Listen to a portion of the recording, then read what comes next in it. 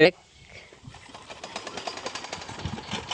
এই আই আসসালামু আলাইকুম। গতকালকে বলছিলাম যে আমি ঘাসের গুঁড়া লাগাবো, যে গুঁড়াগুলো কাটছিলাম সেই গুঁড়াগুলো আজকে লাগাবো জমিতে। তাই মেশিনটা আগে স্টার্ট দিয়ে নইতেছি, বইতে পানি দেবো, তারপরে আমি ঘাসের গুঁড়া লাগাবো। কারণ পানির ভিতরে যদি আমি গুঁড়া লাগাই, গুঁড়াগুলো তাড়াতাড়ি লাগানো হয়, এই জন্য আমি এইভাবে গুঁড়া লাগাই। সবাই গুঁড়া শুকনা বইতে লাগাই আমি জানি, কিন্তু আমি এই ফিলে আগে গুঁড়া লাগাইছি। মাশাআল্লাহ, আমার গুঁড়াগুলো সুন্দর হয়েছে। এই ফিলে লাগাইলে আমার তাড়াতাড়ি হয়, এই জন্য আমি এই ফিলে গুঁড়া লাগাই। এখন আমি মেশিন স্টার্ট দেবো, তারপরে গুঁড়া লাগাবো ঘাসের বইতে। কিন্তু ভাই, মেশিন স্টার্ট দিতে আমার জান শেষ। মেশিনটা আমার দাদার মেশিন, তাদের মেশিন থেকে আমি পানি দিব। আমি আগের ভিডিওতে বলছিলাম আমাদের এই জমিতে পানি দেওয়ার মেশিন এই সেটে নাই, তাই দাদার মেশিন থেকে আমি পানি দিতেছি, কিন্তু মেশিন স্টার্ট হইতেছে না। মেশিনে আমি এয়ার কিলোন্ডার তেল দিলাম, কিন্তু তারপরেও মেশিন স্টার্ট হইতেছে না। আমি অনেকক্ষণ যাবত মেশিন ঘুরাইলাম, তারপরেও মেশিন স্টার্ট হইতেছে না। একটা সময় আমি ক্লান্ত হয়ে পড়লাম যে মেশিন স্টার্ট নয় না, কি করবো। আমার মনে হইতেছে বাড়ি চলে যাওয়া লাগবে। তার কিছু এই সময় আই পরে দাদা আসলো, দাদা এসে কি জানি করলো মেশিনে, তারপর দাদা বললো স্টার্ট দে। পরে স্টার্ট দিলাম, এক স্টার্টে স্টার্ট হয়ে গেল। অনেক পরিশ্রম করে স্টার্ট দিতে পারলাম মেশিন। আমি আজকে সারাটা দিন এইভাবে গাছ লাগাইছি। আমি ভাতিজা ছিল সাথে, সেও গাছ লাগাইছে, দুইজনে আমরা গাছ লাগাইছি। এখন বলতে পারেন এইভাবে কি কেউ ঘাস লাগায়নি, কিন্তু আমি এইভাবে ঘাস লাগাইছি। মাশাআল্লাহ, আমার খুব সুন্দর ঘাস হয়েছে।